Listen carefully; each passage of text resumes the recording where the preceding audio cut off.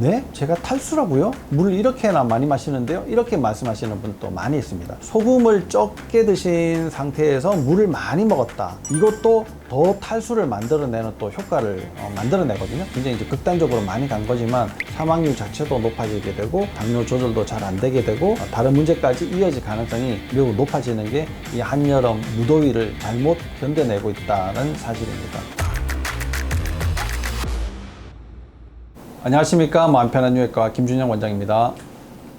무더위가 한창 기승을 부렸는데요. 잠시 좀 주춤을 하는 것 같습니다. 그래도 아직도 무더위는 끝나지 않았죠. 여러분들이 마무리를 잘 하실 수 있도록 무더위를 겪으면서 내가 왜 이렇게 됐을까를 한번 생각해 보시고, 이번은 이렇게 지나갔지만 다음 무더위 또는 추운 겨울에도 내 몸을 어떻게 건강을 관리를 하면 좋을까에 대해 가지고 오늘 설명을 해드리도록 하겠습니다.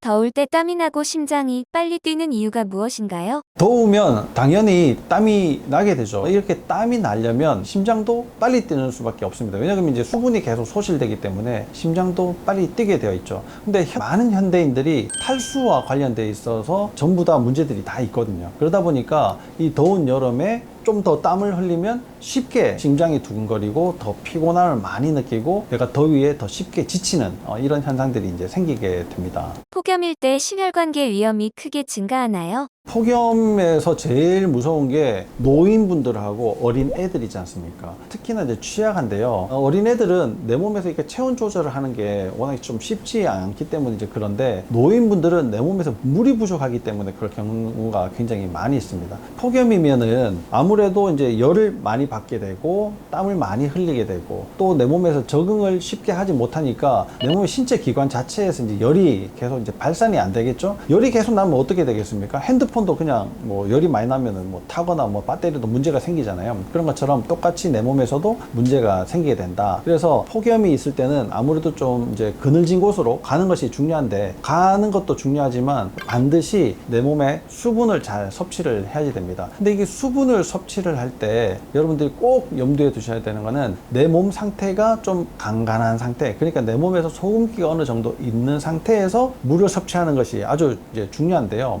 이 땀을 많이 흘리면 내 몸에서 소금기가 많이 빠져나가지 않습니까? 특히나 이제 어린 애들, 노인분들은 또 소금을 잘 안 먹는 경향들이 많이 생기게 됩니다. 어린 애들 식단대로 이제 잘 안 먹게 되고, 어르신들은 뭐 병이 있어가지고 뭐 혈압을 조절해야 되니까 뭐 다 이제 싱겁게 드시고, 이런 상태에서 땀을 많이 흘리고 물을 많이 섭취하지 않습니까? 이게 꼭 폭염 때문에 생기는 문제 아니라 나중에는 이제 물도까지 올라가지고 더 고생하시는 분들이 굉장히 많이 있거든요. 그러니까 평상시에 내 몸을 좀 더 간간하게 만들어 놓을 필요가 있다. 그래서 여름에는 좀 간 맞는 음식을 좀 드셔라, 이렇게 꼭 말씀을 드리고 싶습니다. 물뿐만 아니라 나트륨도 함께 섭취해야 할까요? 항상 물은 소금하고 같이 다니거든요. 그러니까 소금이 있는 곳으로 물이 가게 되어 있어요. 배추를 절일 때 소금을 막 뿌려 놓으면 배추에 있던 물이 밖으로 빠져나오지 않습니까? 그리고 우리가 이제 절인다라고 얘기를 하는데, 그 소금이 만약에 배추 안에 많이 있다 그러면 물이 절대로 안 빠져나올 거예요. 그것처럼 내 몸에도 소금기가 어느 정도 일정 수준 이상으로 있다 그러면 항상 물을 당겨내는 이제 힘이 있거든요. 이게 보통 싱겁게 계속 드시면은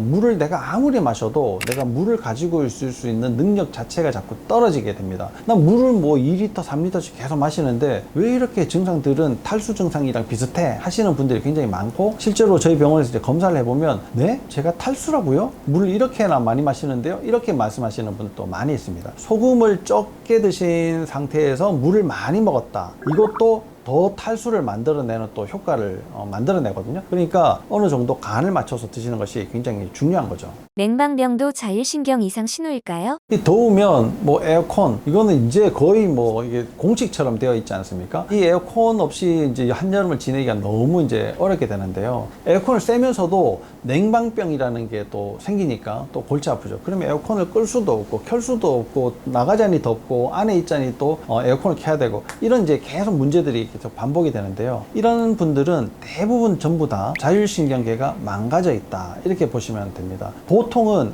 온도가 그렇게 막 차갑게 해놓지는 않지 않습니까? 적당한 온도임에도 불구하고 나는 에어컨만 쐬면은 추워요. 나는 조금만 더운 데 가면 너무 더워요. 난 더운 데 나가도 땀이 나지 않아요. 이런 분들이 이제 요즘 현대에는 너무나 많이 있습니다. 이런 분들은 전부 다 내 몸의 온도를 조절해주는 자율신경 시스템 자체가 고장이 났다고 보시면 됩니다. 너무 추우신 분들, 이런 분들은 반드시 내 목 상태, 또 상부 등 상태를 한번 확인해 볼 필요가 있고요. 적당한 온도에서도 내가 이제 잘 견딜 수 있는 몸으로 만들어 놓는 것이 아주 중요한데, 낮에도 에어컨을 켜고 밤에도 에어컨을 켜고 이렇게 이제 에어컨 밑에서 계속 이제 지내게 되는 경우에도 여러분들이 탈수가 또 생길 수가 있습니다. 그러다 보니까 여러분들이 여름에 에어컨을 킬 때도 항상 물을 잘 드셔야 되고, 물을 드실 때는 간이 맞는 음식을 꼭 섭취를 하시면서 이 여름을 잘 이겨내시기를 바랍니다. 폭염으로 인해 당뇨 환자의 사망률이 높은 이유는 무엇인가요? 당뇨 환자들은 이미 혈액의 농도 자체가 굉장히 높으신 분이에요. 농도가 높다는 것은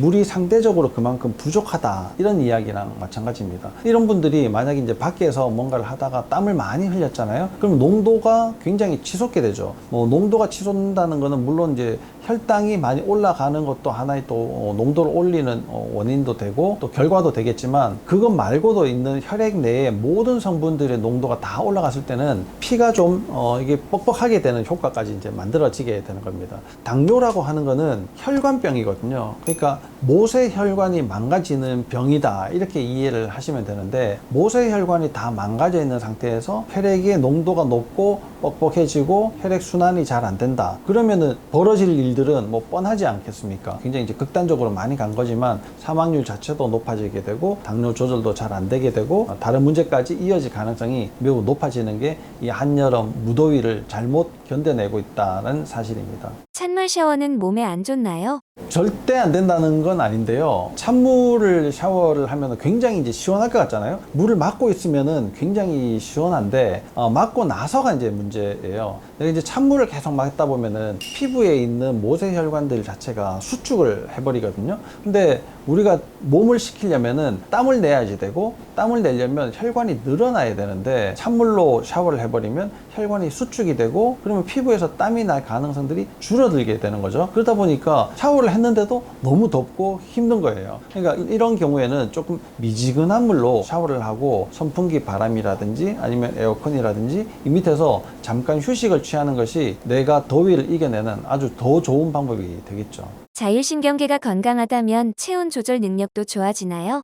이 체온 조절은 내 몸에서 가장 기본적으로 필요한 기능이기 때문에 쉽게 망가지지 않습니다. 체온 조절하는 것이 망가졌다는 것은 이미 다른 것들이 많이 망가져 있는 상태까지 갔다라고 이해를 하시면 되는데, 내가 조금만 추운 데 가면 너무 춥고 조금만 더운 데 가면 너무 덥고, 나는 더운 데 가도 더위를 못 느끼고 추운 데 가도 뭐 추위를 잘 못 느끼고, 이런 분들, 체온에 문제가 있으신 분들은 아무래도 이제 다른 것들을 좀 더 치료를 하고 많이 이제 몸이 좋아졌을 때 체온 조절이 이제 잘 되는 것들을 이제 경험하실 수가 있을 겁니다. 체온 조절이 금세 확 좋아졌다가 뭐 확 나빠졌다가 이런 경우는 좀 드물다라고 보시면 되겠죠. 무더위가 다 끝나가고는 있지만 마무리를 잘해야 이제 끝까지 좋은 거죠. 다 끝나가는 이 무더위, 여러분들 건강 조심을 하시고요. 또 이 무더위를 또 잘 이겨내셔야 또 이제 가을, 겨울을 지나면서도 건강하게 지내실 수가 있을 것 같습니다.